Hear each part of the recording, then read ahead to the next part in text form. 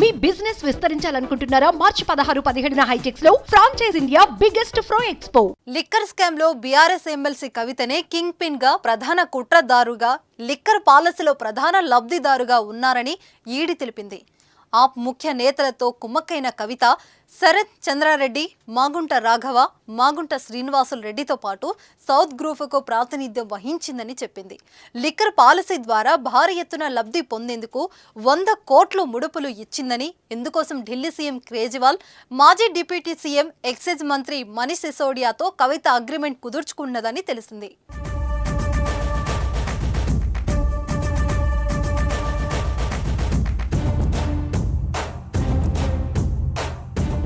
South group సభ్యులతో కలిసి దళారుల ద్వారా ముడుపులు ముట్టజెప్పారని, అందువల్లనే ఆప్ నేతలు ముందుగానే కవితకు లిక్కర్ పాలసీ వివరాలు అందజేశారని చెప్పింది.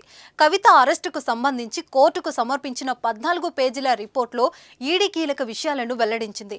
లిక్కర్ పాలసీ రూపకల్పన, దీనిపై దాఖలైన కేసు, ఈ స్కామ్లో ప్రమేయం ఉన్నోళ్ల వివరాలు, దర్యాప్తు సంస్థల విచారణ, పలువురి స్టేట్మెంట్లు, చేతులు మారిన 100 కోట్ల ముడుపుల వివరాలను ఇందులో జత చేసింది.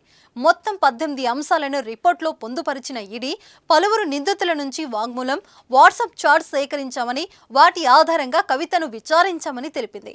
అయితే ఆ ఆధారాలపై కవిత సరైన సమాధానాలు చెప్పలేదని, అందుకే ఆమెను అరెస్టు చేశామని ఈడీ స్పష్టం చేసింది. శరత్ చంద్రారెడ్డి, సమీర్ మహేంద్ర, దినేష్ అరోరా, అరుణ్ రామచంద్ర పిల్లై, వి శ్రీనివాస్, బుచ్చిబాబు, మాగుంట శ్రీనివాసులరెడ్డి, మాగుంట రాఘవ తదితరులు ఇచ్చిన స్టేట్మెంట్ల ఆధారంగా కవిత 100 కోట్ల ముడుపులు ఇచ్చినట్లు నిర్ధారణకు వచ్చామని ఈడీ తెలిపింది.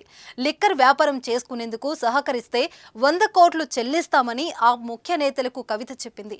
ఢిల్లీ సీఎం కేజ్రీవాల్ను 2021 మార్చి 16న తన ఆఫీసులో కలిసినప్పుడు ఈ అంశాన్ని వివరించినట్లు మా దగ్గర ఆధారాలున్నాయి. దేశంలోనే అతిపెద్ద ఉత్పత్తిదారుల్లోనే ఒకటైన ఫెర్మాడ్ రికార్డు ఇండియా పంపిణీ వ్యాపారంలో కూడా కవితకు వాటాలు ఉన్నాయని ఈడీ పేర్కొంటున్నది.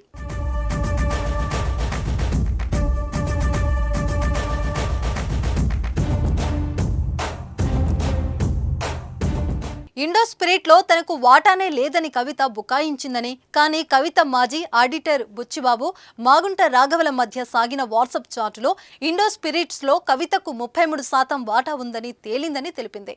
ఈ చార్ట్స్ ను చూపిన తర్వాత కూడా కవిత ఒప్పుకోలేదు. దర్యాప్తును ఆలస్యం చేసేందుకు దురుద్దేశంతో సుప్రీంకోర్టులో ఆమె రిట్ పిటిషన్ దాఖలు చేసింది. తన ఫోన్లను బలవంతంగా లాక్కున్నారని తప్పుడు ప్రకటనలు చేసింది. 2023 మార్చి 21న విచారణ సందర్భంగా 9 మొబైళ్లను తీసుకొచ్చిన కవిత వాటిని స్వయంగా చూపిస్తూ రాజకీయ ప్రచారం చేసుకున్నది. కవిత వాడిన ఫోన్ 8008 666 666 లోని ఎవిడెన్స్ ను ధ్వంసం చేసిందని ఈడీ తెలుపుతున్నది. ఆమె సమర్పించిన ఫోన్లో ఎలాంటి డేటా లేదని, మిగిలిన 9 ఫోన్లలో కూడా డేటా ఫార్మాట్ చేశారని, అందులోని సమాచారం ఏమైందని అడిగితే కవిత సమాధానం ఇవ్వలేదని ఈడీ పేర్కొన్నది. మేము సేకరించిన సమాచారం మేరకు మనీ లాండరింగ్ యాక్ట్ సెక్షన్ 3 కింద కవితను నేరస్తురాలిగా నిర్ధారించాం. ఆమెను సెక్షన్ 19 ప్రకారం అరెస్టు చేసే అధికారం మాకుంది.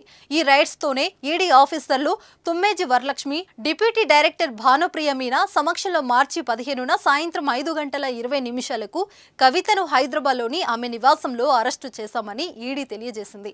సాక్ష్యాలు, ఆధారాలు ఎంత బలంగా ఉన్నప్పటికీ కోర్టులో తేలడానికి ఎంత కాలం పడుతుంది, ఫైనల్ తీర్పు ఏమొస్తుంది అన్నదే సామాన్యుడి అంచనాకు అందని విషయం.